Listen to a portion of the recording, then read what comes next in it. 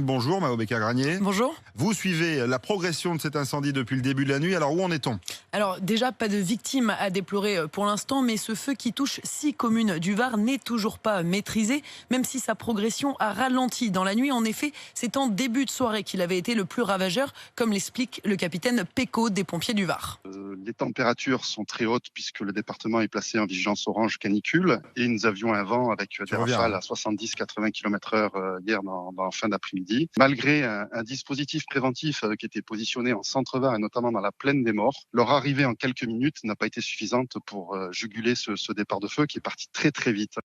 Jusqu'à 4 km/h, une vitesse rare pour un feu. On considère qu'un incendie est important quand il dépasse les 1000 mètres par heure. Là, il a été 4 fois plus rapide. 800 sapeurs-pompiers sont sur place pour lutter contre les flammes. Les pompiers du Var ont été rejoints par des renforts des départements voisins ainsi que par la protection civile. Et déjà plusieurs milliers de personnes évacuées, Mao. Oui, au moins une douzaine de campings ont été évacués, dont l'un sur la commune de Grimaud, un camping entièrement ravagé par les flammes. Plusieurs milliers d'habitants aussi ont été évacués, eux, de manière plus préventive.